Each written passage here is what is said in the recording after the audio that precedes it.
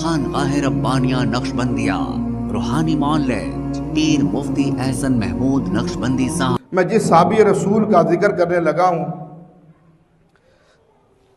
ان کا نام عمر بن جموع رضی اللہ تعالیٰ عنہ۔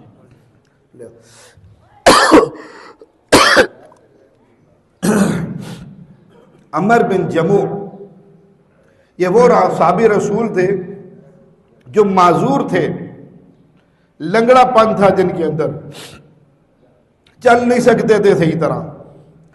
ان کے غزوہ بدر میں 4 بیٹے ان کے غزوہ بدر کے اندر شریک ہوئے تھے۔ احد کی باری آئی، انہوں نے اپنے بچوں سے کہا اب میں بھی جنگ میں شریک ہوں گا۔ بچوں نے کہا ابا جان آپ معذور ہیں، بوڑھے بھی ہیں، آپ کو اجازت نہیں ملے گی۔ چنانچہ حضور پاک صلی اللہ علیہ وسلم کی ذات کی طرف پیغام بھیجا۔ حضور پاک صلی اللہ علیہ وسلم نے منع فرما دیا، آپ معذور ہیں، عذر ہے، آپ نہیں جا سکتے۔ لیکن جذبہ شہادت کوٹ کوٹ کے بھرا ہوا تھا۔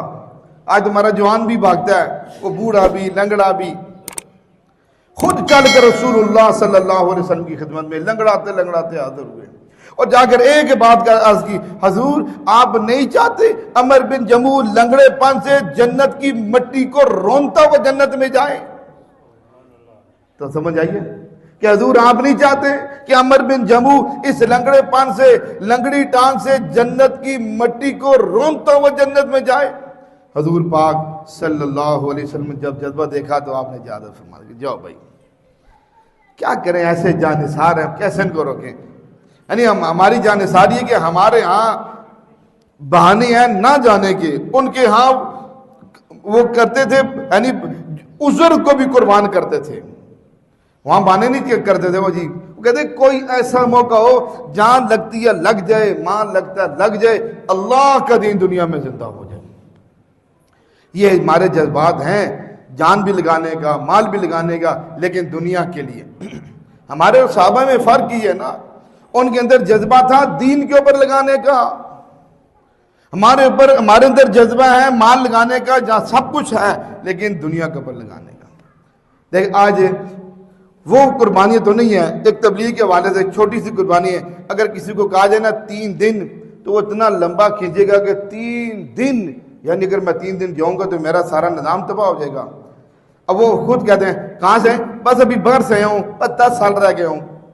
10 سال؟ اب 20 سال کے بعد آیا ہوں۔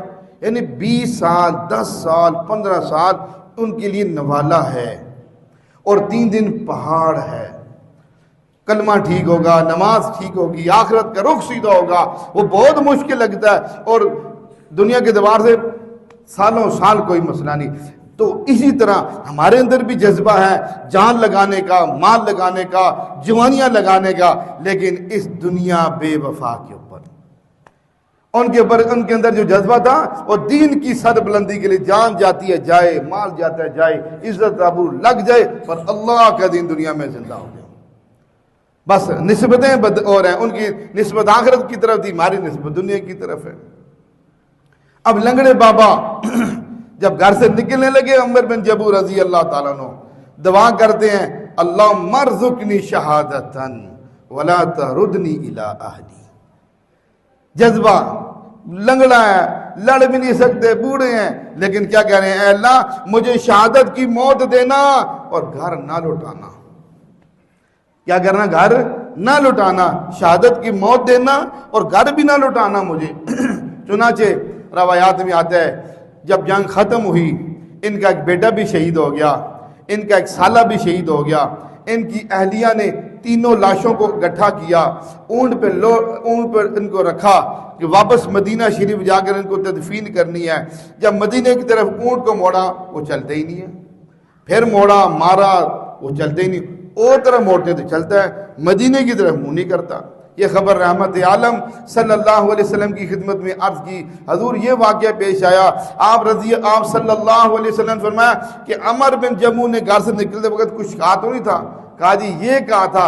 آپ نے فرمایا اب یہ مدینے کی طرف نہیں چلے گا اونٹ, ان کو یہیں دفن کر دیا جائے. اس لیے عمر بن جموح کا یہ جذبہ تھا, جہاں میری شہادت ہو کل میں وہیں سے اٹھوں اور یہی سرزمین میری شہادت کی گواہی دے. اللہ تیرے دین کی سربلندی کے لیے یہاں مجھے شہید کیا گیا, یہاں مجھے شہید کیا گیا, یہاں میرے جسم کے ٹکڑے ٹکڑے کیے گئے.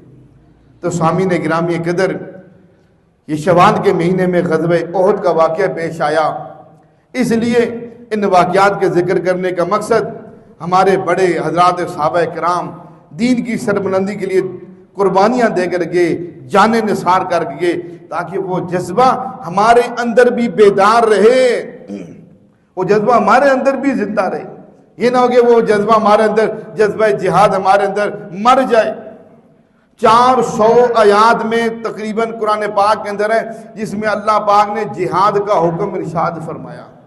1-2 آیات کے اندر نہیں, 2 4 10 400 آیات میں اللہ پاک نے یعنی جہاد کے حوالے سے ذکر فرمایا. اس لیے ہمارے اندر یہ اللہ کا حکم اور یہ جذبہ جس وقت موقع آئے گا تو ہم پیچھے نہ ہٹیں. انہوں کو موقع ہے تو ہم سوچنا شروع کر دیں میں تو گھر بیٹھ جاؤں فلانا جائے. حالت ہماری یہی ہے, یعنی دنیا کی محبت اور عظمت ہمارے دلوں میں اتنی اتر چکی ہے, اللہ نہ کرے کہ ایسا موقع آ جائے میں کہوں جی میں تو گھر بیٹھوں, فلانا جائے لڑ کے آئے, میں تو ادھر بیٹھوں. یہ تو حضرت موسیٰ علیہ السلام کی قوم کا تھا الفاظ کہ ہم یہاں بیٹھتے ہیں, آپ اور آپ کا رب جائے فقاتلا, ان سے لڑ کر رہے, ہم تو یہی بیٹھے ہیں. تو جس وقت جذبہ جہاد مر جائے گا تو پھر ہم یہ کہیں گے. اس لیے اس وقت میرے اور آپ کے لیے جو جہاد ہے نا, وہ صرف اتنا جہاد ہے کہ ہم یہودی اور ان کی جتنی بھی مصنوعات ہیں ان سے 100% نہیں 1000% بائیکاٹ رکھیں. یہ میرے لیے آپ کے لیے جہاد ہے. اس وقت عملی طور پر یہ جہاد ہے, ہم اس کی مصنوعات سے مکمل طور پر بائیکاٹ کریں, ان سے اظہار نفرت کریں.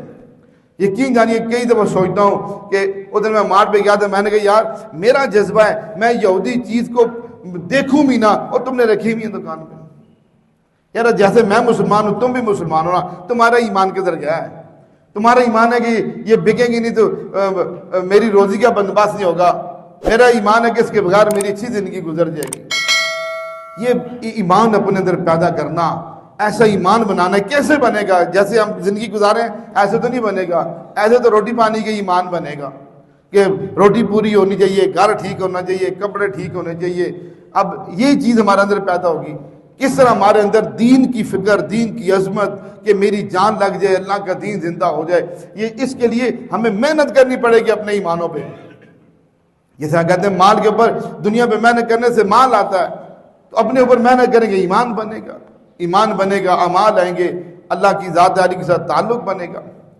تو اس لیے یہ شوال کے اندر غزوہ احد اسلام اور کفر کا دوسرا مارکہ پیش آیا تھا. اس والے سے آپ کی بیداری کے لیے ہم اپنے آپ کو ہر وقت اس کے لیے تیار کر کے رکھیں. اس لیے اللہ پاک نے قرآن پاک میں یہ ارشاد فرمایا کہ جب تک فتنے ختم نہیں ہوں گے اس وقت تک جہاد ختم نہیں ہو سکتا. جب تک فتنے باقی ہیں جہاد باقی ہے. تو کتنے فتنے باقی ہیں؟